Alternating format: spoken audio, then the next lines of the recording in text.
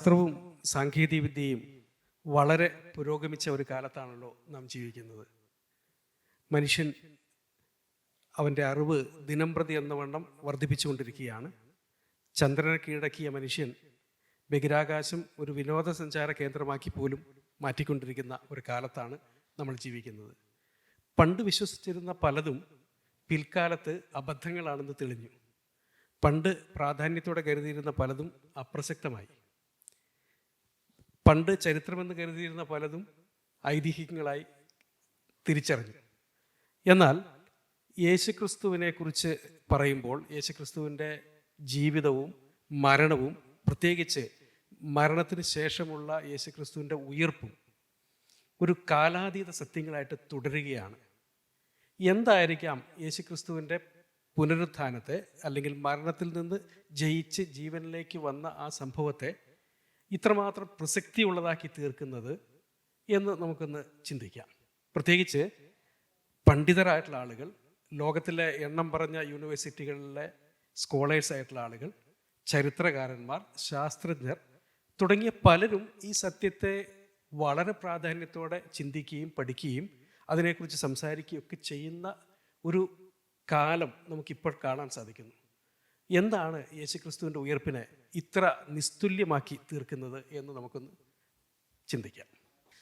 ബെന്നി പറഞ്ഞതുപോലെ ക്രിസ്തീയ വിശ്വാസത്തിൽ പ്രത്യേക ഈ ഉയർപ്പിൻ്റെ പ്രസക്തി ഒരിക്കലും നഷ്ടമായിട്ടില്ല.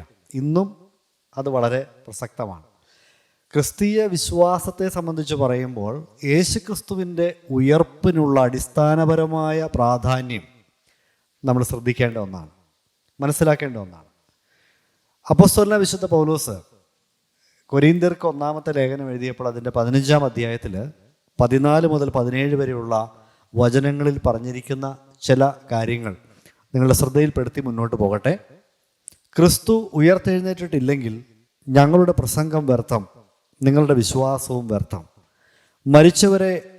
മരിച്ചവർ ഉയർക്കുന്നില്ല എന്ന് വരികിൽ ദൈവം ഉയർപ്പിച്ചിട്ടില്ലാത്ത ക്രിസ്തുവിനെ അവൻ ഉയർപ്പിച്ചു എന്ന് ദൈവത്തിന് വിരോധമായി സാക്ഷ്യം പറയുകയാൽ ഞങ്ങൾ ദൈവത്തിന് കള്ളസാക്ഷികൾ എന്ന് വരും. മരിച്ചവർ ഉയർക്കുന്നില്ല എങ്കിൽ ക്രിസ്തുവും ഉയർത്തിട്ടില്ല.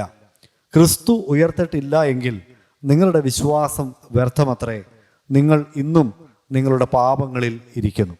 3 കാര്യങ്ങളാണ് പൗലോസ് അപ്പോസ്തലൻ പ്രധാനപ്പെട്ടതായി ഇവിടെ എടുത്തു പറയുന്നത്. ഒന്നാമത്, ക്രിസ്തുവിൻ്റെ ഉയർപ്പ് സംഭവിച്ചിട്ടില്ല എങ്കിൽ അപ്പോസ്തലന്മാരുടെ പ്രസംഗം വ്യർത്ഥമാണ്, ക്രിസ്തീയ പ്രസംഗങ്ങൾ തന്നെ വ്യർത്ഥമാണ്. ക്രിസ്തീയ സഭ തന്നെ ആരംഭിച്ചത് അപ്പോസ്തലന്മാരുടെ പ്രസംഗത്തിലൂടെയാണല്ലോ.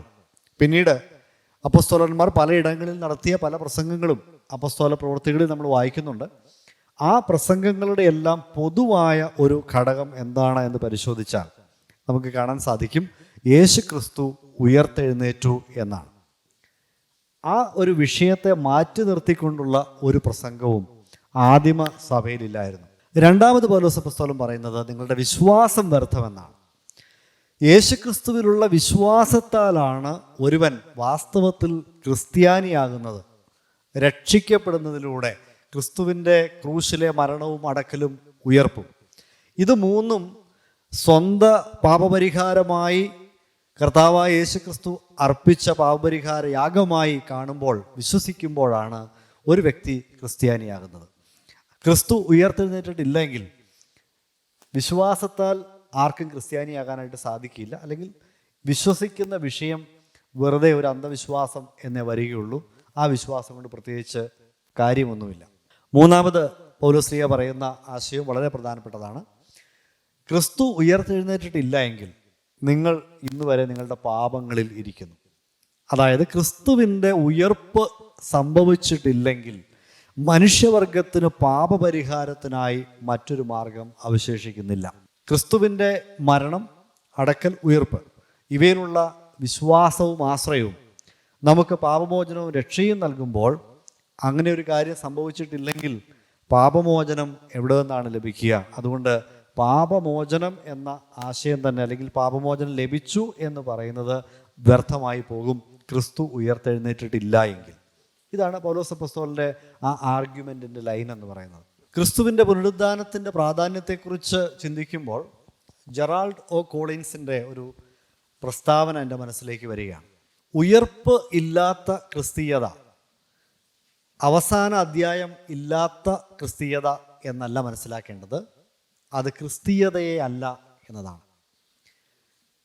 യേശുക്രിസ്തുവിൻ്റെ ഉയർപ്പിനെ മാറ്റി നിർത്തിയാൽ ക്രിസ്തീയ വിശ്വാസം ഒരു ചീട്ടുകൊട്ടാരം പോലെ താഴെ വീഴുന്നതാണ്, വ്യർത്ഥമാണ്. അപ്പോൾ സണ്ണി പറഞ്ഞതിൽ നിന്ന് വളരെ വ്യക്തമായ ഒരു കാര്യം, ക്രിസ്തീയത നിലനിൽക്കുകയോ തകരുകയോ ചെയ്യും എന്നതിൻ്റെ അടിസ്ഥാനം ഉയർപ്പ്, യേശുക്രിസ്തുവിൻ്റെ ഉയർപ്പ് എന്നുള്ള സംഭവമാണ്. അപ്പോൾ അത്രയും പ്രാധാന്യം ഉയർപ്പിനുണ്ടെങ്കിൽ ഈ ഉയർപ്പ് എന്താണെന്ന് വ്യക്തമായി മനസ്സിലാക്കേണ്ടത് ഒരു വലിയ അനിവാര്യതയാണല്ലോ. കാരണം ഉയർപ്പ് എന്തെന്ന് മനസ്സിലാവാതെ, ഉയർപ്പ് കൊണ്ട് എന്താണ് ഉദ്ദേശിക്കുന്നത് എന്ന് അറിയാതെ ഒരാൾക്ക് ഈ സത്യങ്ങളെ മനസ്സിലാക്കാനോ ക്രിസ്ത്യാനി ആയിരിക്കാനോ സാധിക്കുകയില്ലല്ലോ.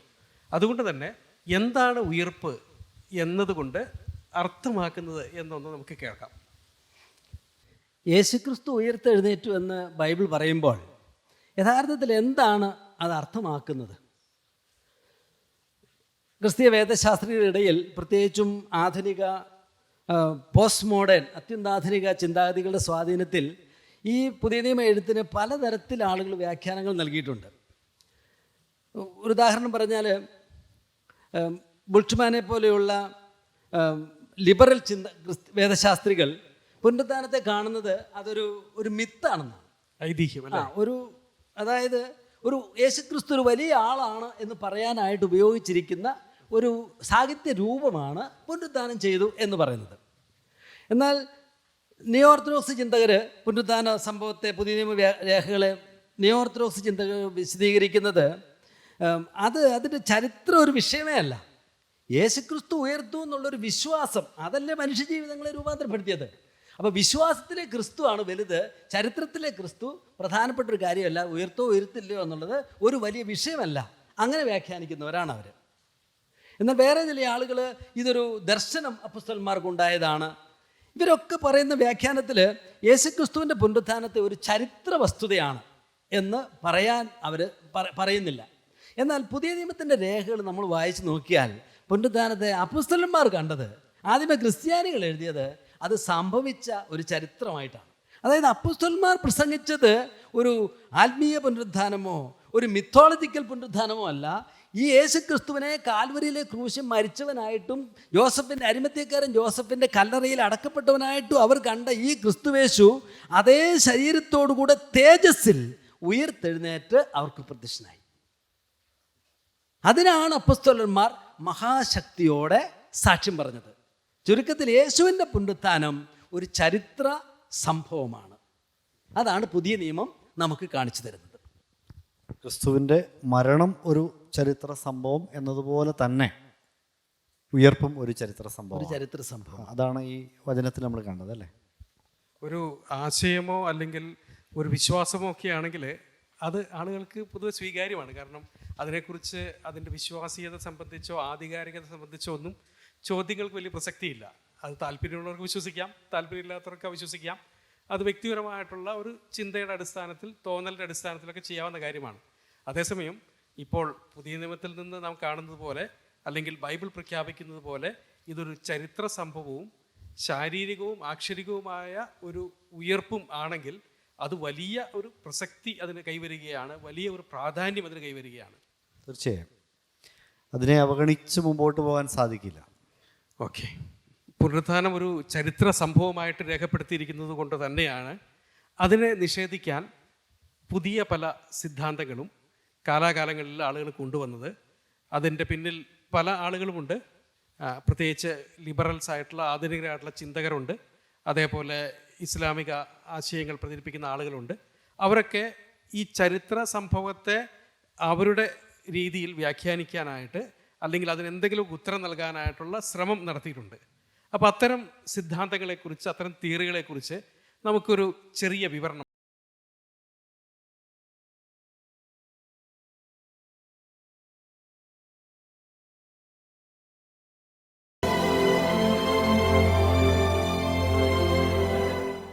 യേശുക്രിസ്തുവിൻ്റെ ഉയർപ്പ് എന്ന ഇത്ര നിസ്തുല്യമായ ചരിത്ര സംഭവത്തെ നിഷേധിക്കാനും നിരാകരിക്കാനും നിരവധി ശ്രമങ്ങൾ ഉണ്ടായിട്ടുണ്ട് എന്നുള്ളത് ഒരു വൈരുദ്ധ്യമാണ്.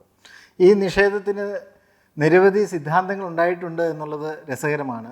അതിൽ ചില സിദ്ധാന്തങ്ങൾ നമുക്ക് പരിശോധിക്കാം. അതിൻ്റെ എതിർന്യായങ്ങളും. ദ സൂൺ തിയറി അഥവാ മോഹാലിസി സിദ്ധാന്തം. യേശു ക്രിസ്തു മരിച്ചിട്ടില്ല, മോഹാലിസിപ്പെട്ടതേ ഉള്ളൂ.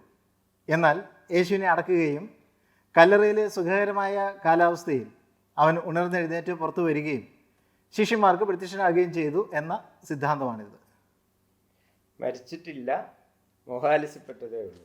യേശു ക്രിസ്തുവിൻ്റെ സംസ്കാര ചരിത്ര വിവരണം നമ്മൾ ശ്രദ്ധിച്ചാൽ യഹൂദന്മാരുടെ ആ രീതി അനുസരിച്ച് മൃതശരീരത്തിൽ അവർ ഏകദേശം 100-ലധികം പൗണ്ട് 60 കിലോയോളം ഭാരമുള്ള സുഗന്ധ കൂട്ടുകൾ തേച്ചു പിടിപ്പിക്കാറുണ്ട്. നിരവധി ലെയർ തുണികൾ ചുറ്റാറുണ്ട്.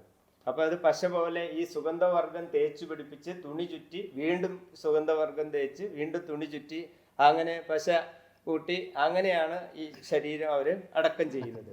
അപ്പോൾ ഈ മോഹാലിസ്യത്തിൽ നിന്ന് ഉണർന്ന മനുഷ്യൻ ഈ സുഗന്ധ പശ തേച്ച ഈ വസ്ത്രം മാറ്റിയിട്ട് പുറത്തേക്ക് വന്നു എന്ന് പറയുന്നത് പ്രയാസകരമാണ് വിശ്വസിക്കാൻ. അത് തന്നെയല്ല, യേശു മരിച്ചു എന്നുള്ളത് അവർ ഉറപ്പാക്കിയിട്ടുണ്ട്. പടയാളി യേശുവിൻ്റെ മാറിൽ കുന്തം കൊണ്ട് കുത്തി മരണം ഉറപ്പാക്കി. അവനെ കൊലയ്ക്ക് വിധിച്ച ന്യായാധിപൻ തീർച്ചയായിട്ടും അദ്ദേഹം മരിച്ചിട്ടുണ്ട് എന്ന് ഉറപ്പാക്കിയിട്ടുണ്ടാവും. ചുറ്റുമുണ്ടായിരുന്ന യഹൂദന്മാർക്ക് ആ കാര്യത്തിൽ യാതൊരു സംശയവുമില്ലായിരുന്നു. അല്ല, അവർ സുഗന്ധക്കൂട്ട് തേച്ചത് ഒരു മൃതദേഹത്തിലല്ലേ, ഇദ്ദേഹം മരിച്ചു എന്നുള്ളതിൽ അവർക്ക് യാതൊരു സംശയവും ഉണ്ടായിരുന്നില്ല. ഇനി അഥവാ മോഹാലസ്യത്തിൽ നിന്നും ഈ കല്ലറയിലെ പ്രത്യേക തണുപ്പും ഒക്കെ അതിജീവിച്ച് ഇങ്ങനെ എഴുന്നേറ്റ് വരികയാണ് ചെയ്തതെങ്കിൽ തന്നെ റോമക്കാരുടെ അതിക്രൂരമായ മർദ്ദനത്തിന് ശേഷമാണ് അദ്ദേഹം ക്രൂശിൽ തറയ്ക്കപ്പെട്ടത്. അങ്ങനെ ഒരു ജീവച്ഛവമായി തീർന്ന മനുഷ്യൻ ഈ സുഗന്ധക്കൂട്ട് തേച്ച ഈ തുണിക്കെട്ട് മാറ്റി ഇത്ര ഭദ്രമായി അടച്ചു വെച്ച ആ കല്ലറയുടെ ആ വലിയ വാതിൽ കല്ലുകൾ ഉരുട്ടി മാറ്റി ഈ പടയാളികളെ എതിരിട്ട് പുറത്തു വന്ന് പ്രത്യക്ഷനായി എന്നും വലിയ താമസിയാതെ തന്നെ 7 മൈൽ ദൂരം എമ്മാവുസിലേക്ക് നടന്നുപോയി എന്നൊക്കെ പറയുന്നത് എത്ര വിചിത്രമായ വാദങ്ങളാണ്. മായാദൃശ്യ സിദ്ധാന്തം എന്നൊരു സിദ്ധാന്തമുണ്ട്, ദി ഹാലൂസിനേഷൻ തിയറി. യേശുവിൻ്റെ ഉയർപ്പിന് ശേഷമുള്ള എല്ലാ പ്രത്യക്ഷതകളും ഒരു വിഭ്രമത്തിൽ അവർ കണ്ടതാണ്. ശിഷ്യന്മാർക്ക് അങ്ങനെ ഒരു വിഭ്രമം തോന്നുകയും യേശു ഉയർത്തെഴുന്നേറ്റതായി അവർക്ക് അനുഭവപ്പെടുകയും ചെയ്തു. അതാണ് ഈ സിദ്ധാന്തം പറയുന്നത്. ഒരാൾക്കല്ല യേശു ക്രിസ്തു മരിച്ചതിന് ശേഷം പ്രത്യക്ഷപ്പെട്ടത്. 40ഓളം ദിവസം വിവിധ സന്ദർഭങ്ങളിൽ വിവിധ സാഹചര്യത്തിൽ വ്യത്യസ്ത വിധങ്ങളിൽ യേശു പ്രത്യക്ഷപ്പെട്ടിട്ടുണ്ട്. അത് തന്നെയല്ല, ഒരു സമയത്ത് 500ഓളം പേർക്ക് ഒരുമിച്ച് യേശു പ്രത്യക്ഷനായിട്ടുണ്ട്. എല്ലാവർക്കും ഒരേ സമയം ഒരുമിച്ച് വിഭ്രാന്തി ഉണ്ടാവുക, ഹാലൂസിനേഷൻ ഉണ്ടാവുക എന്നത് അസാധ്യമായിട്ടുള്ള ഒരു കാര്യമാണ്. അതിന് പുറമെ ചില പഠനങ്ങളൊക്കെ പറയുന്നത് ഈ മരിച്ച് ഉയർത്തെഴുന്നേറ്റ ഒരാളെ അങ്ങനെ കണ്ടതായിട്ടുള്ള ഒരു ഭ്രാന്തി എന്നത് അസാധ്യമാണ്, അങ്ങനെ ഉണ്ടായിട്ടില്ല എന്നാണ് പറയുന്നത്. അതുപോലെ യേശുവിൻ്റെ ഉയർത്തെഴുന്നേൽപ്പിന് ശേഷമുള്ള പ്രത്യക്ഷതകളൊന്നും തന്നെ ക്രിസ്തു ആയിരുന്നില്ല. ക്രിസ്തുവിനെ പോലെ മറ്റാരോ ആയിരുന്നു ഉയർത്തെഴുന്നേറ്റതും, അല്ലെങ്കിൽ ക്രിസ്തുവിനെ പോലെ മറ്റാരെയോ ആണ് അവർ കണ്ടത് എന്ന് പറയുന്ന ഒരു സിദ്ധാന്തമുണ്ട്. ആൾമാറാട്ട സിദ്ധാന്തം അഥവാ ദി ഇംപേഴ്സണേഷൻ എന്ന് അതിനെക്കുറിച്ച് പറയും. യേശു ക്രിസ്തുവിൻ്റെ അതേ മുഖസാദൃശ്യമുള്ള മറ്റൊരു യഹൂദൻ വരിക എന്നുള്ളത് സാധ്യതയുള്ള കാര്യമാണ്. എന്നാൽ ആ വന്നയാൾ യേശുവിൻ്റെ മാറിലുണ്ടായിരുന്ന ആ കുന്തം കൊണ്ട് കുത്തിയ ആ വടുവും അല്ലെങ്കിൽ ആണി തെറിച്ച ആ പഴുതും എല്ലാം അങ്ങനെ തന്നെ സൃഷ്ടിച്ചിട്ട് അങ്ങനെ കൃത്രിമമായിട്ടുണ്ടാക്കിയിട്ട് വരിക എന്നത് വിശ്വസിക്കാൻ പറ്റില്ല. ആ വിലാപ്പുറത്ത് കൈയിടണം, ആണിപ്പാടുകളിൽ വിരലിടണം, എങ്കിലേ വിശ്വസിക്കുകയുള്ളൂ എന്ന് പറയുന്ന തോമസ് ഒക്കെ ഉൾപ്പെട്ട ശിഷ്യന്മാരുടെ മുമ്പിലേക്കാണ് ഈ മനുഷ്യൻ വരുന്നതെന്ന് ഓർക്കണം. അത് തന്നെയല്ല, 3.5 കൊല്ലം കർത്താവിൻ്റെ കൂടെ ജീവിച്ച് യേശു ക്രിസ്തുവിനെ A to Z അറിയാവുന്ന ശിഷ്യന്മാർക്ക് ഒരാൾ മാറി കണ്ടാൽ അത് തിരിച്ചറിയാനൊക്കെ അറിയേണ്ടതാണ്. അതെ, ദ സ്പിരിച്വൽ റിസറക്ഷൻ തിയറി അഥവാ ആത്മീക ഉയർപ്പ് സിദ്ധാന്തം എന്ന മറ്റൊരു വാദമുണ്ട്. ദ സ്പിരിച്വൽ റിസറക്ഷൻ തിയറി, ആത്മീക ഉയർപ്പ് സിദ്ധാന്തം എന്ന് പറയും. യേശു ക്രിസ്തുവിൻ്റെ ശരീരം കല്ലറയിൽ തന്നെയുണ്ട്, എന്നാൽ യേശു ആത്മീകമായി ഉയർത്തെഴുന്നേറ്റു എന്ന് പറയുന്ന ഒരു സിദ്ധാന്തമാണിത്. യേശു ക്രിസ്തുവിൻ്റെ ശരീരം കല്ലറയിൽ വെച്ചു എന്ന് എഴുതിയിട്ടുണ്ട്, പിന്നീട് അത് കാണുന്നില്ല എന്ന കാര്യത്തിലും ആർക്കും തർക്കമൊന്നുമില്ല. അപ്പോൾ ഈ ശരീരം എവിടെ പോയിട്ടുണ്ടാവും? അങ്ങനെ ഒരു വലിയ തർക്കമുണ്ടെങ്കിൽ ആ ശരീരം അവർക്ക് പ്രൊഡ്യൂസ് ചെയ്യാമായിരുന്നല്ലോ. അങ്ങനെ ഒരു സംഭവം ഉണ്ടായിട്ടില്ല.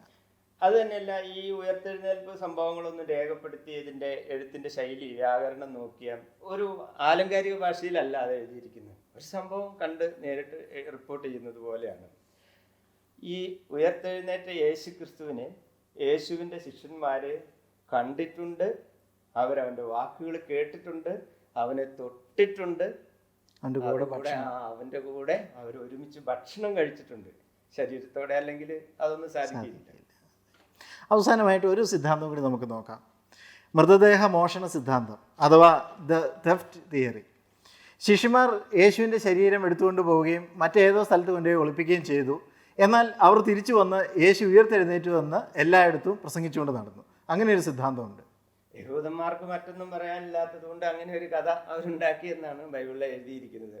കല്ലറ തുറന്നു കിടക്കുന്നു, ശീലകൾ അവിടെ കിടക്കുന്നു, അല്ലേ? മോഷ്ടിച്ചതാണെന്ന് വെക്കുക എങ്കിൽ അവരാ ചില തെളിവെങ്കിലും ഒക്കെ നശിപ്പിക്കാനായിട്ട് ആ കല്ലറയൊന്ന് അടച്ചിട്ട് പോവാം, അല്ലെങ്കിൽ ഈ ബോഡി കൊണ്ടുപോകുമ്പം വസ്ത്രത്തോടു കൂടി കൊണ്ടുപോവുക, അതിനൊക്കെയല്ലേ സാധ്യതയുള്ളത്. ഇനി അഥവാ മോഷ്ടിച്ചതാണെങ്കിൽ തന്നെ ആരാ മോഷ്ടിച്ചത്? പട്ടാളക്കാരെന്തായാലും അവരുടെ ജീവൻ ബലി കഴിച്ചിട്ട് ആ പണി ചെയ്യുകയല്ല.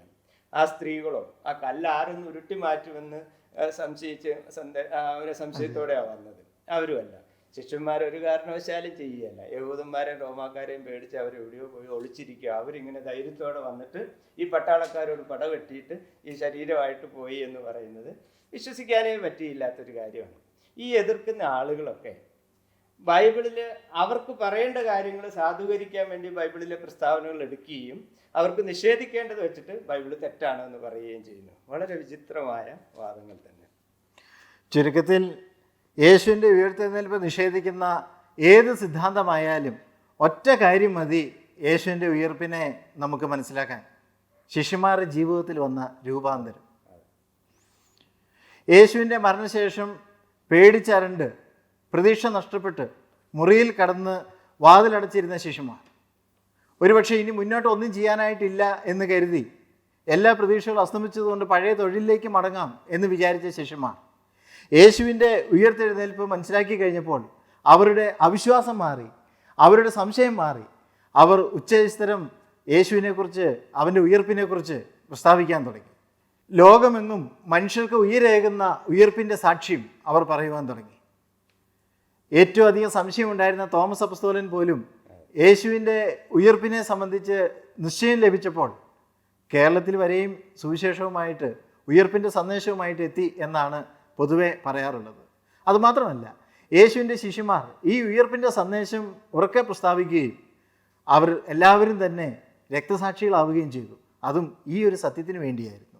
ലോകത്തോട് ഉച്ചസ്ഥരം വിളിച്ചു പറയുന്ന ഈ ജീവിത സാക്ഷ്യങ്ങൾ മാത്രം മതി യേശു ഉയർത്തെഴുന്നേറ്റു എന്ന് നമുക്ക് മനസ്സിലാക്കാൻ. അതുകൊണ്ട് തെളിവുകളെ നമുക്ക് നിഷേധിക്കാതിരിക്കാം, ചരിത്രത്തെ തമസ്കരിക്കാതിരിക്കാം, ജീവിത സാക്ഷ്യങ്ങളെ അവഗണിക്കാതിരിക്കാം. സംശയങ്ങൾ മാറ്റി ഉയർപ്പെന്ന ചരിത്ര യാഥാർത്ഥ്യത്തെ നമുക്ക്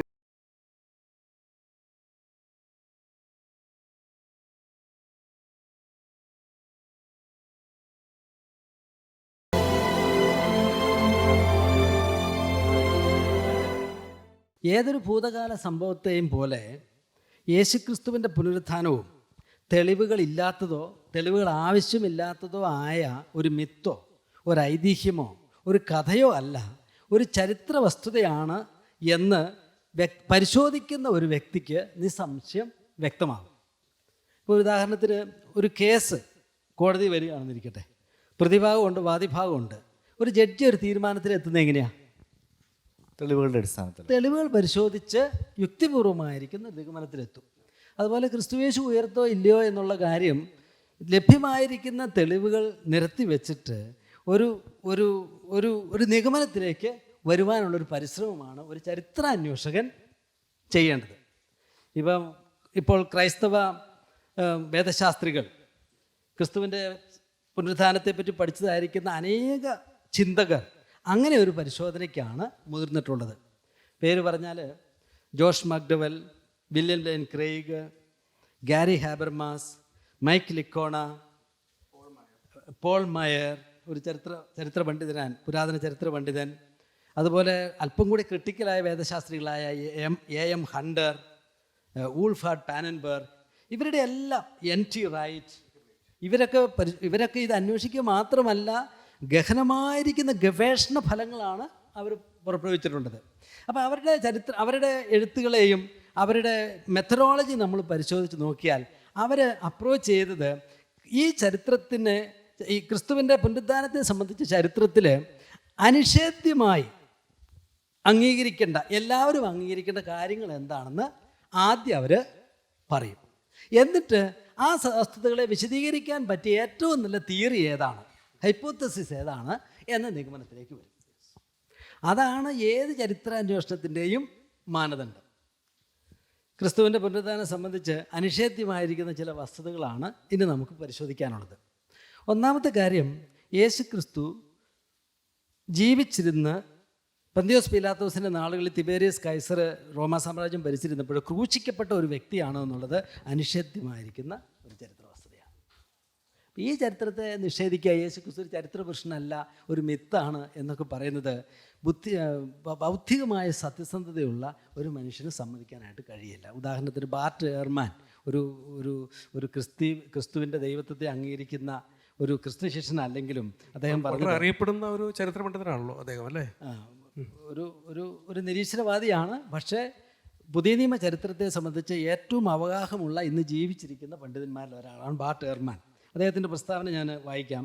യേശുക്രിസ്തു നിശ്ചയമായും ജീവിച്ചിരുന്നു എന്നത് പുരാതന ചരിത്രത്തെക്കുറിച്ച് അവഗാഹമുള്ള ക്രൈസ്തവരും അക്രൈസ്തവരുമായ എല്ലാ പണ്ഡിതരും ഒരുപോലെ സമ്മതിക്കുന്നു.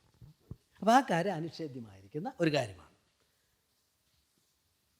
അപ്പോൾ അതോട് ചേർത്ത് പറയാവുന്ന അനിഷേധ്യമായ മറ്റൊരു വസ്തുതയാണ് യേശു ക്രിസ്തുവിനെ ജീവനുള്ളവരായി അവർ കണ്ടു എന്നുള്ള കാര്യം. അത് ഈ കണ്ടു എന്നുള്ള കാര്യത്തെക്കുറിച്ച് ആദ്യ നൂറ്റാണ്ടിലെ ഈ പ്രസംഗിച്ച അപ്പോസ്തലന്മാർക്ക് യാതൊരു സംശയം ഉണ്ടായിരുന്നില്ല എന്നുള്ളതാണ്. അവരിൽ ഒരാൾ പോലും സംശയിച്ചില്ല കണ്ടോ ഇല്ലയോ എന്ന്. ഈ അപ്പോസ്തലന്മാരുടെ എഴുത്തുകളിലുമൊക്കെ അവർ ആധികാരികമായി എഴുതിയതാണ് ഞങ്ങൾ കണ്ടു എന്നുള്ള കാര്യം, ഞങ്ങൾ അതിന് സാക്ഷികളാണ് എന്നുള്ള കാര്യം. യേശുക്രിസ്തു ഉയർത്തെഴുന്നേറ്റ് അവർക്ക് പ്രത്യക്ഷനായി എന്ന് ആത്മാർത്ഥമായി അവർ വിശ്വസിക്കുകയും അതുതന്നെ പ്രസംഗിക്കുകയും അതിനുവേണ്ടി ജീവൻ പോലും അവർ കൊടുക്കാനും തയ്യാറായി. അപ്പോൾ യേശു ഉയർത്തെഴുന്നേറ്റ് അവർക്ക് പ്രത്യക്ഷനായി എന്നുള്ളത് ഈ ദൃക്സാക്ഷികളുടെ ആത്മാർത്ഥമായ ബോധ്യമായിരുന്നു. ഒരർത്ഥത്തിൽ അവരുടെ വിശ്വാസം ശരിയോ തെറ്റോ എന്ന് നമ്മളിപ്പോൾ വിധിക്കാൻ വരട്ടെ, പക്ഷേ അവരത് വിശ്വസിച്ചോ എന്ന് ചോദിച്ചാൽ വ്യക്തമായിട്ടും അതാണ് അനേക ദൃക്സാക്ഷികൾ വിശ്വസിച്ച വസ്തുത. യേശുക്രിസ്തുവിൻ്റെ ഉയർപ്പിനെക്കുറിച്ചുള്ള പ്രസംഗങ്ങളും അതിനെക്കുറിച്ച് ശിഷ്യന്മാർ മറ്റുള്ളവരെ പഠിപ്പിക്കാൻ ശ്രമിച്ചതുമൊക്കെ കുറേ കാലങ്ങൾക്ക് ശേഷമല്ല എന്നുള്ളത് വളരെ പ്രധാനപ്പെട്ട ഒരു വസ്തുതയല്ലേ? കാരണം ഒരു സംഭവം നടന്ന ശേഷം ഏറ്റവും അടുത്ത്, ഏറ്റവും കാലതാമസം കൂടാതെ ആ കാര്യത്തെക്കുറിച്ച് പറയുമ്പോഴാണ് ഓർമ്മകൾ ഏറ്റവും സജീവമായിരിക്കുക. ഓർമ്മകൾ എല്ലാവരുടെയും മനസ്സിൽ സജീവമായിരിക്കുന്ന കാലഘട്ടത്തിൽ തന്നെ ഇത്തരൊരു വസ്തുതയെക്കുറിച്ച് അവർ പ്രസംഗിച്ചു തുടങ്ങി. യേശുവിനെക്കുറിച്ച്, യേശുവിൻ്റെ ഉയർപ്പിനെക്കുറിച്ച് ബോധ്യം വന്ന ഉടനെ അധികം താമസിയാതെ തന്നെ അവരുടെ പ്രസംഗങ്ങൾ ആരംഭിച്ചു.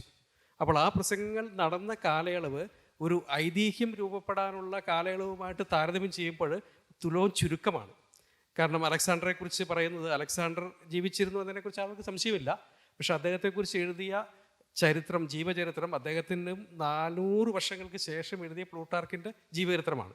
പക്ഷേ ഇത് ഏതാനും വർഷങ്ങൾക്കുള്ളിൽ തന്നെ ചരിത്രങ്ങൾ എഴുതാൻ തുടങ്ങി, ഏതാനും മാസങ്ങളിൽ തന്നെ പ്രസംഗം നടത്താൻ തുടങ്ങി. അതും ഈ കൊന്നുവെന്ന് പറയുന്ന ആളുകളുടെ മുമ്പിൽ സംഭവങ്ങൾ സംഭവിച്ചു എന്ന് പറയുന്ന അതേ പട്ടണത്തിൽ ഇത് കണ്ട ആളുകൾ ധാരാളം ജീവിച്ചിരിക്കുന്നവരുടെ ഇടയിൽ തന്നെ ഇത് നടന്നു എന്നുള്ളത് വലിയൊരു തെളിവ് തന്നെയാണ്. പുതിയ നിയമത്തിലെ പുസ്തകങ്ങളെല്ലാം തന്നെ എഴുതപ്പെട്ടത്, അതിൻ്റെ ഭൂരിപക്ഷം 27 ഗ്രന്ഥങ്ങളിൽ ഭൂരിപക്ഷം ഗ്രന്ഥങ്ങളും എഴുതപ്പെട്ടത് AD 70 മുമ്പാണ്. മറ്റൊരു തെളിവാണ് ഈ തുറന്ന കല്ലറ. ആർക്കും നിഷേധിക്കാനാകാത്ത വിധത്തിൽ അവശേഷിക്കുന്ന ഒരു ശേഷിപ്പ്, ഒരു തെളിവ്. ആ തുറന്നു കിടക്കുന്ന കല്ലറയ്ക്ക് വേറെ എന്ത് ന്യായീകരണമാണുള്ളത്? ക്രിസ്തുവിനെ അടക്കിയ കല്ലറ എന്ന് അപ്പോൾ ഇവർ വിശ്വസിക്കുന്നു. ആ കല്ലറയിൽ പോയി നോക്കുന്നു, അവിടെ ആളില്ല, അവൻ ഉയർത്തെഴുന്നേറ്റു എന്ന് അവർ വിശ്വസിക്കുകയും മറ്റുള്ളവരോട് പറയുകയും ചെയ്യുന്നു.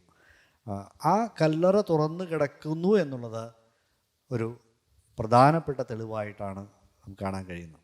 അതുമാത്രമല്ല, പുനരുത്ഥാനത്തെ സംബന്ധിച്ച് പുതിയ നിയമത്തിലുള്ള പ്രത്യേകിച്ചും ഗോസ്പൽസിലുള്ള അപ്പാരൻ്റ് ആയിരിക്കുന്ന ചില കോൺട്രഡിക്ഷൻസ് ഉണ്ട്. പ്രത്യക്ഷത്തിൽ തോന്നുന്നതായിരിക്കുന്ന ചില വ്യത്യാസങ്ങൾ കാണും.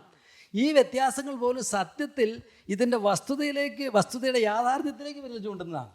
അല്ല, ഇവരൊരു കഥ ഉണ്ടാക്കിയതാണ് എങ്കിൽ ആരോ എഴുതിയതുപോലെ ഇതിനേക്കാൾ മെച്ചപ്പെട്ട ഒരു പൊരുത്തമുള്ളൊരു കഥ ഉണ്ടാക്കുമായിരുന്നു. മാത്രമല്ല, ഇവർ പറയുമല്ലോ സ്ത്രീകളാണ് പുനരുദ്ധാനത്തിൽ സാക്ഷികളായിട്ട് വന്നത്. ഇത് വിശ്വസിക്കാനായിരുന്നെങ്കിൽ സ്ത്രീകളെ അല്ലല്ലോ, എത്ര പുരുഷന്മാരെ അവർക്ക് ആദ്യത്തെ സാക്ഷികളായിട്ട് ഹാജരാക്കാമായിരുന്നു. സ്ത്രീകളുടെ സാക്ഷ്യത്തിൻ്റെ വിറ്റ്നസ്സിന് വിലയില്ലാത്തൊരു കാലഘട്ടത്തിൽ സ്ത്രീകളെ വെച്ചിട്ടൊരു കഥ മെനയുക എന്നുള്ളത് അചിന്ത്യമായിട്ടുള്ളൊരു കാര്യമാണ്. അപ്പോൾ ഒരു മെനഞ്ഞ കഥയാണെങ്കിൽ അതിൻ്റെ പിന്നിലുള്ള ആളുകൾ ഒരിക്കലും സ്ത്രീകളെ മുന്നിൽ നിർത്തിയിട്ട് ഇത്തരം ഒരു കഥയുമായിട്ട് മുന്നോട്ട് വരികയില്ല. അതുപോലെ തന്നെ ഈ മാനസാന്തരപ്പെട്ട് ഇത് പ്രസംഗിച്ച ആദ്യ പ്രസംഗകരുടെ രൂപാന്തരം തന്നെ അതിനൊരു തെളിവല്ലേ? തീർച്ചയായിട്ടും. അതെ. അങ്ങനെയുള്ള എത്ര വ്യക്തികളാണ് അവർ ഒരു നുണയ്ക്ക് വേണ്ടിയാണ് ജീവിതം സമർപ്പിച്ചതെങ്കിൽ, അതും അവർ തന്നെ മെനഞ്ഞുണ്ടാക്കിയ ഒരു കഥയ്ക്ക് വേണ്ടി അവർ ജീവിതം മെനഞ്ഞുവെങ്കിൽ അത് എങ്ങനെയാണ് വിശ്വസിക്കാൻ സാധിക്കുക? കാരണം അവർക്ക് നുണയെന്നറിയാം, അവരത് കെട്ടിച്ചമച്ചുണ്ടാക്കിയതാണെങ്കിൽ ജീവൻ കൊടുത്ത് അതിനെ പ്രതിരോധിക്കാൻ അവർ തയ്യാറാവുകയില്ലല്ലോ. തീർച്ചയായും. അതുപോലെ തന്നെ ഒരു നല്ല തെളിവായിരിക്കും ക്രിസ്തുവിൻ്റെ കൂടെ നടന്ന അപ്പോസ്തലന്മാർ ഇത് വിശ്വസിച്ചു എന്നത്. സ്വാഭാവികമായിട്ടും വേണമെങ്കിൽ നമുക്കതങ്ങ് ടേക്ക് ഇറ്റ് ഫോർ ഗ്രാൻഡഡ്. പക്ഷേ ക്രിസ്തുവിനെ അംഗീകരിക്കാത്ത ആളുകൾ, ഉദാഹരണമായിട്ട് പറഞ്ഞാൽ യാക്കോബ്, സ്വന്തം സഹോദരനായ യാക്കോബ്, യോഹന്നാന്റെ സുവിശേഷം 7-ാം അധ്യായത്തിൽ പറയുന്നുണ്ട്, അവൻ്റെ സഹോദരന്മാർ അവനിൽ വിശ്വസിച്ചില്ല. പിന്നീട് ക്രിസ്ത്യാനികളെ നശിപ്പിക്കാൻ ഇറങ്ങി പുറപ്പെട്ട തർശോസുകാരൻ ശൗല് പിന്നീട് പൗലോസായി മാറി. അപ്പോൾ ഇവരുടെ മാനസാന്തരത്തിന് വേറെ എന്താ ഒരു കാരണമുള്ളത്? ഇപ്പോൾ ക്രിസ്തു പ്രത്യക്ഷപ്പെട്ടു എന്നുള്ളതല്ലാതെ മറ്റൊരു ന്യായം നമുക്കതിന് വിശദീകരണം തൃപ്തികരമായിട്ട് കൊടുക്കാനായിട്ടില്ല. അതെ, ക്രിസ്തുവിനെ സംബന്ധിച്ച് വളരെ വ്യത്യസ്തമായ ഒരു വിരോധം വെച്ച് പുലർത്തിയ ആളുകൾ യേശുക്രിസ്തു ദൈവപുത്രനാണ് എന്നും അവനെ വിശ്വസിച്ചാലേ രക്ഷപ്പെടുകയുള്ളൂ എന്നും പ്രസംഗിക്കണമെങ്കിൽ ആ പ്രസംഗത്തിലേക്ക് ആ രൂപാന്തരത്തിലേക്ക് അവരെ പ്രേരിപ്പിച്ച ഒരു വ്യക്തമായ കാരണം ഉണ്ടാവണമല്ലോ. അത് പുനരുത്ഥാനത്തിൻ്റെ പ്രത്യക്ഷതയാണ്, അതിന് തെളിവാണെന്നാണ് പുതിയ നിയമം വ്യക്തമാക്കുന്നത്. സത്യത്തിൽ ആദിമ ക്രിസ്തീയ സഭയുടെ തുടക്കം പുനരുത്ഥാനത്തിലുള്ള അവരുടെ ബോധ്യമാണ്. ക്രിസ്തീയ വിശ്വാസം ആരംഭിച്ചത് ക്രൂശിൻ്റെ ചുവട്ടിലല്ല. ക്രിസ്തീയ വിശ്വാസം ആരംഭിച്ചത്, ആ പ്രസംഗം ആരംഭിച്ചത് തുറക്കപ്പെട്ടൊരു കല്ലറയുടെ ചുവട്ടിലാണ്. ആധുനിക വിമർശന പഠിതാക്കൾ എല്ലാ തെളിവുകളെയും അവർ വിശദമായി പരിശോധിച്ചിട്ടാണ് ഈ നിഗമനത്തിലേക്ക് എത്തിയത്. ഇംഗ്ലീഷിൽ പറയുന്ന പോലെ they left no stones unturned. അപ്പം ആ ഒരു പരിശോധനയുടെ ഫലമായിട്ടാണ് അവർ വന്നത്. യേശുക്രിസ്തു ശരീരത്തോടെ പുനരുത്ഥാനം ചെയ്തു എന്ന ഒരു വസ്തുതയാണ് ഈ അനിഷേധ്യമായിരിക്കുന്ന ചരിത്ര യാഥാർത്ഥ്യങ്ങളുടെ ഏറ്റവും യുക്തിസഹമായ വിശദീകരണം. ഇപ്പോൾ തത്വശാസ്ത്രത്തിൽ ഒക്കാംസ് റേസറിനെ പറ്റി പറയുമല്ലോ. ഒന്ന് പറഞ്ഞാൽ ഒക്കാംസ് റേസർ പ്രിൻസിപ്പിൾ, സിദ്ധാന്തം, അത് വളരെ പ്രശസ്തമായിട്ടുള്ള ഒന്നാണ്. ഒന്നിലധികം കാര്യങ്ങൾ ഒരു കാര്യത്തെക്കുറിച്ച് വിശദീകരിക്കാനുണ്ടെങ്കിൽ അതിൽ ഏറ്റവും സ്വാഭാവികമായിട്ട് വിശദീകരണത്തിന് വിധേയമാകുന്നത്, ഏറ്റവും കുറഞ്ഞ ബുദ്ധിമുട്ട് കൊണ്ട് വിശദീകരിക്കാൻ സാധിക്കുന്നത് ആണ് സത്യം. അതാണ് എളുപ്പത്തിൽ സ്വീകരിക്കേണ്ടത് എന്നാണ് ആ സിദ്ധാന്തം പറയുന്നത്.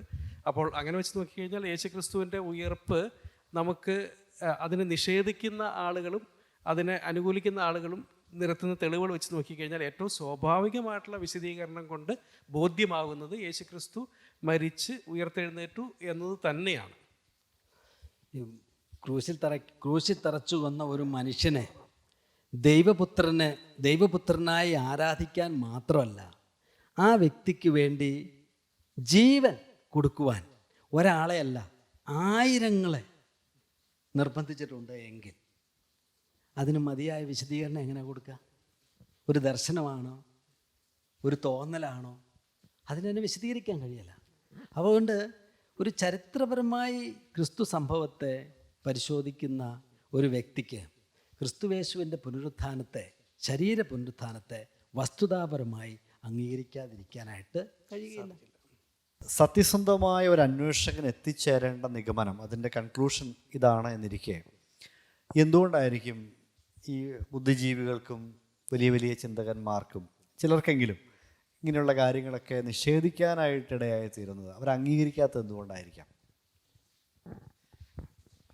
ലോകം അറിയുന്ന ഒരു പണ്ഡിതനാണ് William Lane Craig. Kalam cosmological argument എന്ന അദ്ദേഹത്തിൻ്റെ പ്രസിദ്ധമായിട്ടുള്ള സിദ്ധാന്തം, അത് വളരെ അറിയപ്പെടുന്ന ഒന്നാണ്. അപ്പോൾ അദ്ദേഹം അതിനെക്കുറിച്ച് പറഞ്ഞൊരു പ്രസ്താവന അത് വളരെ ശ്രദ്ധേയമായിട്ട് എനിക്ക് തോന്നി. അദ്ദേഹം പറഞ്ഞതാണ്, യേശുക്രിസ്തു മരണത്തെ ജീവനോടെ ശാരീരികമായിട്ട് ഉയർത്തു എന്നത് വിശ്വസിക്കണമെങ്കിൽ ഒറ്റ കാര്യം മാത്രം വിശ്വസിച്ചാൽ മതി: ദൈവം ഉണ്ട് എന്നുള്ള കാര്യം. ആ ഒരു ഊഹം ഉണ്ടെങ്കിൽ അത് അനുമാനമായിട്ട് സ്വീകരിച്ചാൽ ഈ സത്യം വിശ്വസിക്കാനായിട്ട് ആളുകൾക്ക് തയ്യാറല്ല. അപ്പോൾ തിരിച്ചു പറഞ്ഞാൽ, അതിൻ്റെ മറുവശം പറഞ്ഞാൽ, ഈ യേശുക്രിസ്തുവിൻ്റെ ഉയർപ്പിനെ നിഷേധിക്കുന്ന ആളുകൾ അതിനുവേണ്ടി പല സിദ്ധാന്തങ്ങളും പല വിശദീകരണങ്ങളും കൊണ്ടുവരുന്നതിൻ്റെ പിന്നിൽ അവർക്ക് പ്രകൃത്യാതീതമായിട്ടുള്ള ഒന്നിനെ, അല്ലെങ്കിൽ മനുഷ്യൻ്റെ പുറമേ നിന്നുള്ള, ഈ ഭൂമിക്ക് പുറമേ നിന്നുള്ള എന്തെങ്കിലും ഒരു സ്വാധീനത്തെ, ഇടപെടലിനെയോ അംഗീകരിക്കാനുള്ള വൈമനസ്യമാണ്. അതവർ അവരുടെ മുൻധാരണയുടെ ഭാഗമായിട്ട് ചിന്തിച്ചു വെച്ചിരിക്കുകയാണ്. കാരണം ഈ ഭൂമി ഒരു ആർക്കും ഇടപെടാൻ സാധിക്കാത്ത, പുറത്തു നിന്നുള്ള ഒരു ഇടപെടലിനും ഒരു വകുപ്പില്ലാത്ത രീതിയിൽ അടഞ്ഞ ഒരു ഭൂമിയാണ്, അടഞ്ഞ ഒരു പ്രപഞ്ചമാണ്. ഇതിന് പുറമെ ആരുമില്ല. Closed system. അതെ, നോട്ട് ആൻ ഓപ്പൺ സിസ്റ്റം. അതെ അതെ അതെ അതെ അതെ അതെ ഇതിൻ്റെ പിന്നിൽ മനുഷ്യൻ്റെ ബുദ്ധിയുടെയോ അപ്പുറത്തുള്ള ഒന്നുമില്ല എന്നുള്ള ചിന്ത. അതുകൊണ്ട് തന്നെ അങ്ങനെ ഒരു ഇടപെടൽ അസാധ്യമായതുകൊണ്ട് പ്രകൃത്യാതീതമായിട്ടുള്ള എന്തിനേയും നിഷേധിക്കുകയാണ്. അപ്പോൾ അങ്ങനെ വരുമ്പോൾ ഈ ഉയർപ്പിനെ അംഗീകരിക്കാതിരിക്കാൻ വേണ്ടിയിട്ട് അവർക്ക് ചില കാരണങ്ങൾ നിർത്തേണ്ടി വരും. ആ കാരണങ്ങൾക്ക് വേണ്ടി അവർ വാസ്തവത്തിൽ വളരെ ബുദ്ധിമുട്ടുന്നുണ്ട്. പക്ഷേ അതിൻ്റെ പിന്നിലുള്ള കാര്യം ഇതാണ്, അവർക്ക് മുൻധാരണ ഇതാണ്. അപ്പം യഥാർത്ഥത്തിൽ ഇതൊരു വേൾഡ് വ്യൂ പ്രോബ്ലമാണ്. അതെ, തീർച്ചയായിട്ടും. ഈ ചരിത്ര സംഭവത്തെ അംഗീകരിക്കുകയോ അംഗീകരിക്കാതിരിക്കുകയോ ചെയ്യുന്നത് എൻ്റെ ലോകവീക്ഷണം എന്ത് എന്നതിൻ്റെ അടിസ്ഥാനത്തിൽ. അതായത് സൂപ്പർ നാച്ചുറലായി പ്രകൃത്യാതീതമായിരിക്കുന്ന യാഥാർത്ഥ്യങ്ങളുണ്ട് എന്നും ഈ പ്രപഞ്ചത്തിൽ ഇടപെടുന്ന ഒരു ദൈവമുണ്ട് എന്നും വിശ്വസിക്കാനായിട്ട് കഴിഞ്ഞാൽ യേശു ക്രിസ്തുവിനെ ദൈവം ഉയർപ്പിച്ചു എന്നത് അംഗീകരിക്കും. എന്നാൽ അങ്ങനെ ഒരു ദൈവമില്ല എന്നുള്ള മുൻധാരണയോടെ ഇതിനെ സമീപിച്ചാൽ എത്ര തെളിവുകൾ നിർത്തിയാലും അതിനെ അംഗീകരിക്കാനായിട്ട് ഈ മുൻധാരണയുള്ള ആൾക്ക് കഴിയില്ല. അപ്പോൾ ഒരുപക്ഷെ അതൊരു മനസ്സിൻ്റെ പ്രശ്നം എന്ന് വേണമെങ്കിൽ പറയാം, അല്ലെങ്കിൽ തീരുമാനത്തിൻ്റെ പ്രശ്നം എന്ന് വേണമെങ്കിൽ പറയാം. മാത്രമല്ല, ഈ മുൻധാരണ എന്തുകൊണ്ടാണ് ആളുകൾ ഇങ്ങനെ ഒരു മുൻധാരണയിൽ എത്തുന്നതെന്നും പരിശോധിച്ച് നോക്കണം. ഈ മുൻധാരണ ആർബിട്രറി ആയിട്ട് വരുന്നതല്ലോ. നമ്മളൊരു ഇൻഡക്റ്റീവ് റീസണിങ്ങിന്റെ ഫലമായിട്ടാണ് ഒരു മുൻധാരണ വരിക. തെളിവുകളുടെ അടിസ്ഥാനത്തിലാണ് ദൈവം ഈ മുൻധാരണയിലേക്കും വരിക. അതെ അതെ അതെ അതെ അതെ ഏത് മുൻധാരണകൾക്കും അതിനെ സാധൂകരിക്കുന്ന എവിഡൻസസ് വേണം, തെളിവുകൾ വേണം. ആ തെളിവുകൾ ചെറുതിൽ നിന്ന് വലുതിലേക്ക് എന്ന മട്ടിൽ നാം ഇങ്ങനെ ക്രമാനുഗതമായി വെച്ച് ചിന്തിക്കുമ്പോഴാണല്ലോ നാം ഒരു നിഗമനത്തിലേക്ക് എത്തുന്നത്. അപ്പോൾ അതിനെ ഉൾക്കൊള്ളാനായിട്ട് മനസ്സില്ലായ്മയാണ് ഇതിൻ്റെ പ്രധാന പ്രശ്നം എന്നുള്ളത് നമുക്ക് മനസ്സിലാക്കാം. മാത്രമല്ല, പുനരുത്ഥാനം എന്ന യാഥാർത്ഥ്യത്തെ ഒരുപാട് അംഗീകരിച്ചാൽ, ദൈവമുണ്ട് എന്ന് അംഗീകരിക്കുകയാണ് എങ്കിൽ, ദൈവമുണ്ടെങ്കിൽ അതിന് ഒരുപാട് ധാർമ്മിക വിവക്ഷകളും കൂടെ ഉള്ളൊരു കാര്യമാണ്. ദൈവമുണ്ടെങ്കിൽ ദൈവത്തിൻ്റെ കൽപ്പനകളെ അംഗീകരിക്കേണ്ടി വരും. ദൈവത്തോടുള്ള ഉത്തരവാദിത്വവും അക്കൗണ്ടബിലിറ്റിയും സമ്മതിക്കേണ്ടതായിട്ട് വരും. അതൊരു വലിയ ഒരു ജീവിത പരിവർത്തനത്തിലേക്ക് നയിക്കുന്ന ഒരു തീരുമാനമാണ്. എങ്ങനെയും ജീവിക്കാനായിട്ട് കഴിയുകയില്ല. ഈ ചരിത്രം നമ്മൾ പഠിക്കുമ്പോഴേ, ചരിത്രം നമ്മൾ നോക്കുമ്പോൾ ഒത്തിരി ആളുകൾ, എണ്ണി പറയാൻ നോക്കിയാൽ ഇഷ്ടം പോലെ പേരുകൾ നമുക്ക് പറയാം. നിരീശ്വരന്മാരായിരുന്നവർ, സ്കെപ്റ്റിക്കുകളായിരുന്നവർ, അതുപോലെ അഗ്നോസ്റ്റിക്കുകളായിരുന്നവർ, ലിബറൽസ് ആയിരുന്നവർ, ഇവരൊക്കെ ഈ നമ്മൾ ഈ പറഞ്ഞതുപോലെ പുനരുദ്ധാനത്തെക്കുറിച്ചുള്ള തെളിവുകൾ അന്വേഷണങ്ങൾ നടത്തി, ഗവേഷണങ്ങൾ നടത്തി, അതിൻ്റെ ഒടുവിൽ നിവൃത്തിയില്ലാതെ സമ്മതിക്കേണ്ടി വന്ന കുറേ ചരിത്രങ്ങളുണ്ട്. എന്ന് പറഞ്ഞാൽ അവർ മനഃപൂർവ്വമായിട്ട് അവർ നിർബന്ധിതരായി തീർന്നു. അവരൊരു സഭയുടെയും കെട്ടുപാടുകളിൽ നിന്നുകൊണ്ട് സഭയ്ക്ക് വേണ്ടി ഗവേഷണം നടത്തി ക്രിസ്തു ഉയർത്തെഴുന്നേറ്റു എന്ന് എഴുതി വെച്ചതല്ല. അതെ അതെ അവരുടെ ജീവിതത്തിലെ ചില പ്രത്യേക സാഹചര്യങ്ങളിൽ അവർക്ക് അന്വേഷിക്കാതിരിക്കാൻ നിവൃത്തിയില്ലാതെ വന്നു. അത്തരത്തിലുള്ള ചില മനുഷ്യരുടെ കഥകൾ എന്ന് പറഞ്ഞാൽ ചരിത്രം എൻ്റെ മനസ്സിലേക്ക് വരുന്നു. ഞാൻ ഒന്നാമത് പറയാൻ ആഗ്രഹിക്കുന്നത്, ലോകപ്രസിദ്ധനായ ഒരു നിയമ പണ്ഡിതനായിരുന്നു ഡോക്ടർ സൈമൺ ഗ്രീൻലീഫ് എന്ന് പറയുന്ന വ്യക്തിയെക്കുറിച്ചാണ്. ഹാർവാർഡ് ലോ സ്കൂളിലെ പ്രൊഫസറായിരുന്നു അദ്ദേഹം എഴുതിയ ലോകപ്രസിദ്ധമായിട്ടുള്ള ഒരു 3 വോളിയം ബുക്കുണ്ട്, law of evidence, treatise on law of evidence. തെളിവുകൾ എങ്ങനെ ശേഖരിക്കണം, തെളിവുകളുടെ അടിസ്ഥാനത്തിൽ എങ്ങനെയാണ് ഒരു നിഗമനത്തിലേക്ക് എത്താൻ സാധിക്കുന്നത് എന്നൊക്കെ അദ്ദേഹം എഴുതിയുണ്ടാക്കിയ നിയമങ്ങളാണ്. ഈ നിയമങ്ങളാണ് ഇന്നും അമേരിക്കയിൽ പോലീസ് കുറ്റാന്വേഷണങ്ങൾ നടത്താനായിട്ട് ഉപയോഗിക്കുന്നത്.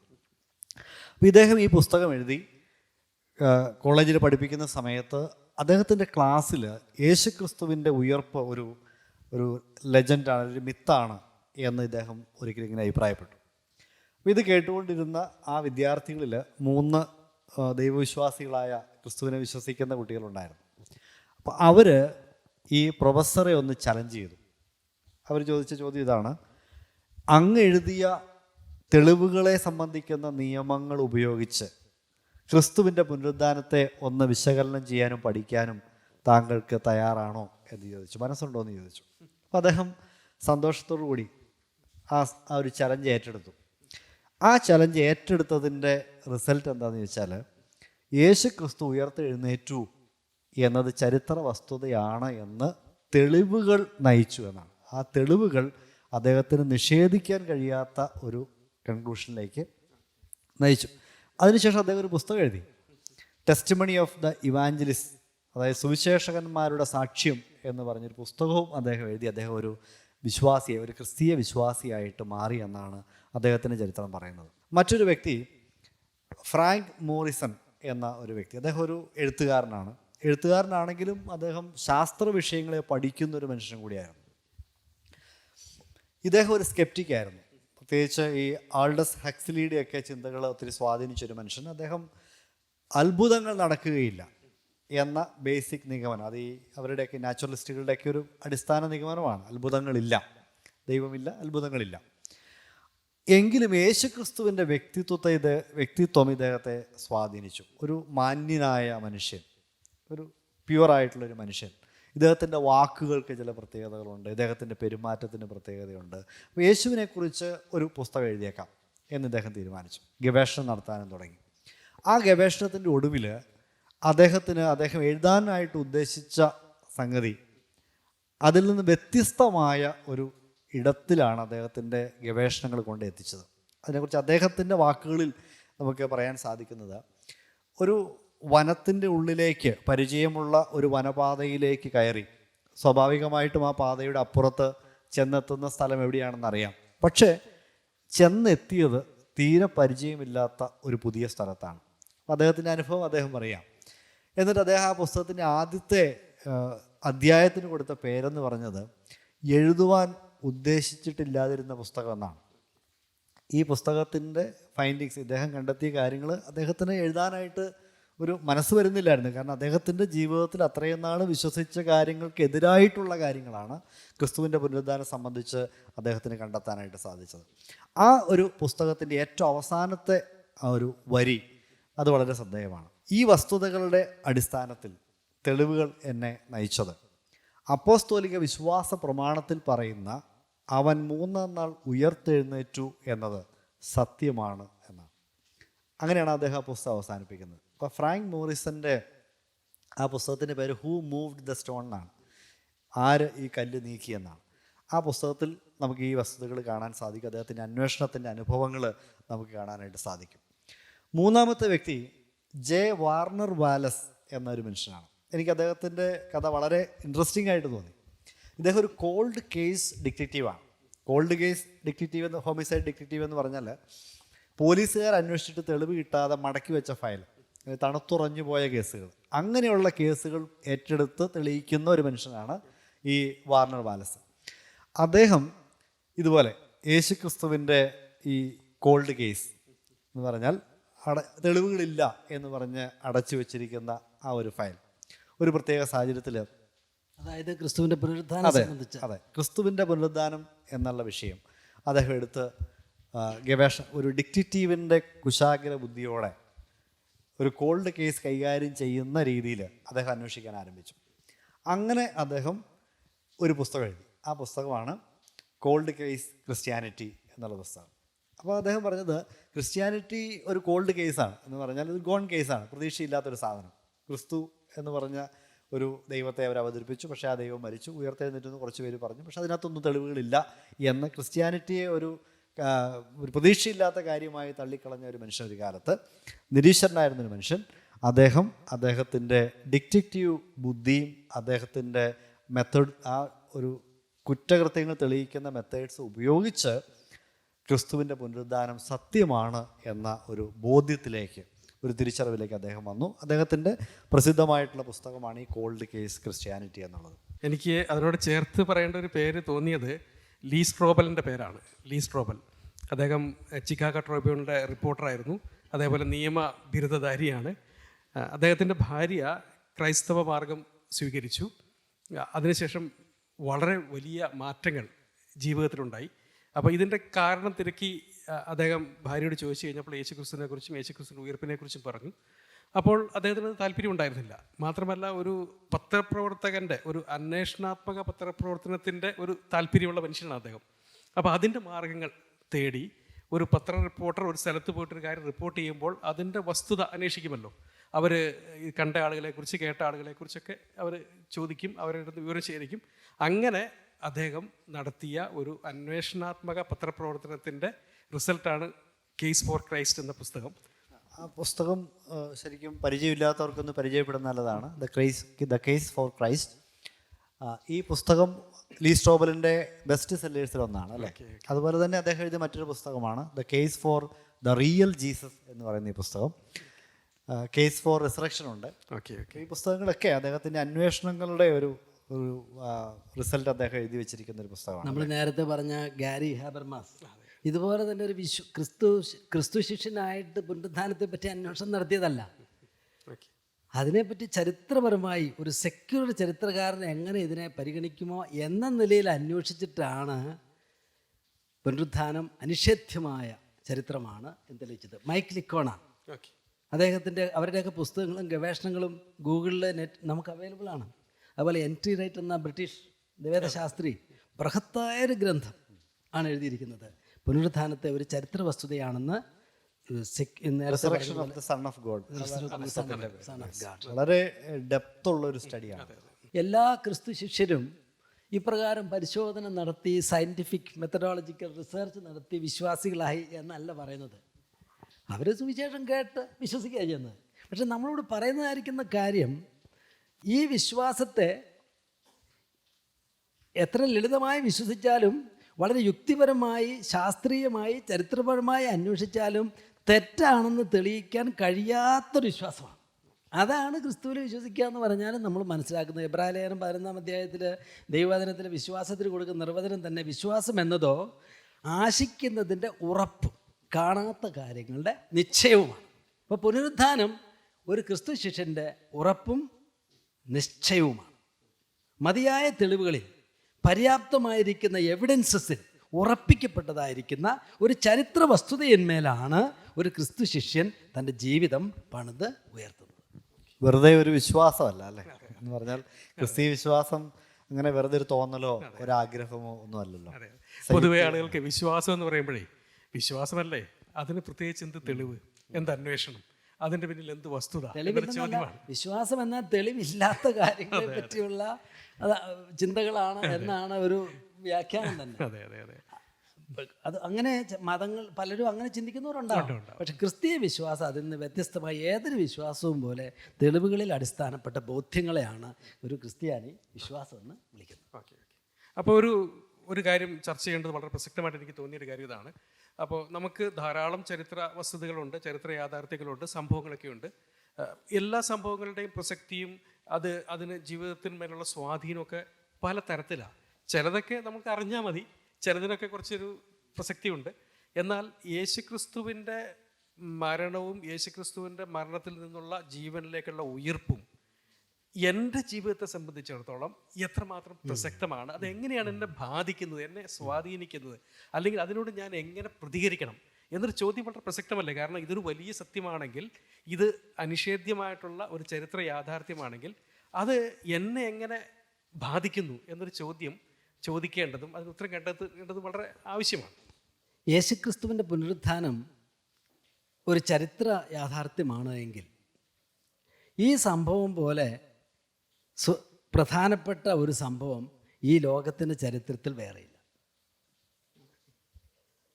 ഈ ചരിത്രത്തെ അവഗണിച്ച് പോകുവാൻ സുബോധമുള്ളൊരു മനുഷ്യന് കഴിയുകയില്ല. അതിൻ്റെ പ്രധാനപ്പെട്ട കാരണം യേശുക്രിസ്തു ഉയർത്തെഴുന്നേറ്റു എന്നത് തെളിയിക്കുന്നത് ഈ ഉയർത്തെഴുന്നേറ്റ ക്രിസ്തു ആര് എന്ന വസ്തുതയാണ്. ക്രിസ്തു ഉയർത്തത് സത്യമാണെങ്കിൽ ഈ ഉയർപ്പിക്കപ്പെട്ടവൻ ദൈവപുത്രനാണ്, അവൻ കർത്താവാണ്. മാത്രമല്ല, അവിടുന്ന് പറഞ്ഞ എല്ലാ വസ്തുതകളും അക്ഷരം പ്രതി വിശ്വസിക്കാം എന്നതിൻ്റെ ആത്യന്തിക എൻഡോഴ്സ്മെൻ്റ് ആണ് യേശുക്രിസ്തു മരണത്തിൽ നിന്നും പുനരുത്ഥാനം പ്രാപിച്ചു എന്ന യാഥാർത്ഥ്യം. അങ്ങനെയെങ്കിൽ ഈ മരണത്തെക്കുറിച്ചുള്ള ചിത്രം തന്നെ മാറുകയല്ലേ? കാരണം മനുഷ്യരെക്കുറിച്ച് നമ്മൾ ചിന്തിക്കുമ്പോൾ എത്ര ശക്തനായാലും എത്ര കഴിവുള്ളവരായാലും ലോകത്തിൽ എന്തെല്ലാം മാറ്റം കൊണ്ടുവന്ന ആളായാലും മരണത്തോടു കൂടി അവരുടെ ചരിത്രം തീരുന്ന ഒരു ചിത്രമാണ് നമ്മൾ കാണുന്നത്. അപ്പോൾ അങ്ങനെ മനുഷ്യൻ്റെ ജീവിതം മരണത്തിൻ്റെ മുമ്പിൽ നിസ്സഹായമാവുകയും അവിടെ അവസാനിപ്പിക്കുകയും ചെയ്യുന്നു എന്നുള്ളൊരു ചിന്തയാണ് മനുഷ്യർക്കെല്ലാം പൊതുവേ ഉള്ളത്. എത്ര ശക്തനായാലും എത്ര വലിയ നേതാവായാലും മരിച്ചാൽ പിന്നെ എന്തിനു കൊള്ളാം എന്നാണ് ആളുകളെല്ലാം ചിന്തിക്കുന്നത്. അപ്പോൾ ആ ഒരു ചിത്രത്തിന് വലിയൊരു മാറ്റമല്ലേ, അതിനപ്പുറത്തേക്കുള്ള വലിയൊരു വാതിലല്ലേ യേശുക്രിസ്തു തുറന്നു തന്നത്? അത് തീർച്ചയായിട്ടും നമ്മൾ ചിന്തിക്കേണ്ടതല്ലേ. വളരെ പ്രസിദ്ധമായിട്ടുള്ള ഒരു വരികൾ ഇങ്ങനെയാണ്: സമർത്ഥനായ സീസറും പ്രസിദ്ധനായ ഹോമറും സമത്വമറ്റ സോളമൻ തുടങ്ങിയുള്ള വിജ്ഞരും അമർന്നുപോയി കാലചക്ര വിഭ്രമത്തിലെങ്കിലി നമുക്ക് പിന്നെ എന്ത് ശങ്ക മാറ്റമൊന്നുമില്ലതിൽ. സിസ്റ്റർ മേരി ബെനീഞ്ഞ എഴുതിയ മനോഹരമായ വരികളാണ്, ഹൃദയസ്പർശിയായ വരിയാണ്. എത്ര ശക്തനായാലും എത്ര സമർത്ഥനായാലും ലോകത്തിൽ എത്ര വലിയ സ്വാധീനം ചെലുത്തിയ ആളായാലും മരണത്തോടു കൂടി അവരൊക്കെ തീർന്നു പോയെങ്കിൽ, അവർ പോലും തീർന്നു പോയെങ്കിൽ പിന്നെ നമുക്കെന്ത് വ്യത്യാസം എന്നാണ് അവർ ചോദിക്കുന്നത്. പക്ഷേ യേശുക്രിസ്തുവിൻ്റെ ഉയിർപ്പ് നമുക്ക് നൽകുന്ന വലിയ ഒരു ചിത്രം, ഒരു പുതിയ ചിത്രം, ഒരു തുറക്കുന്ന ഒരു വലിയ വാതിൽ മരണത്തിനപ്പുറത്തേക്ക് നീളുന്ന ജീവിതത്തിൻ്റെ വാതിലാണ്. അപ്പോൾ ആ വാതിൽ നമ്മുടെ മുമ്പിൽ തുറന്നു തരുന്നത് യേശുക്രിസ്തുവിൻ്റെ മരണമാണ് എങ്കിൽ അത് എത്ര വലിയൊരു യാഥാർത്ഥ്യമാണ്. ഹാരി ഗാബർമാസിനെ കുറിച്ച് നമ്മൾ സംസാരിച്ചു. അപ്പോൾ അദ്ദേഹത്തിൻ്റെ സ്വന്തം ഒരു സാക്ഷ്യം അദ്ദേഹം പറയുന്നുണ്ട്, സ്വന്തം ഒരു അനുഭവം പറയുന്നുണ്ട്.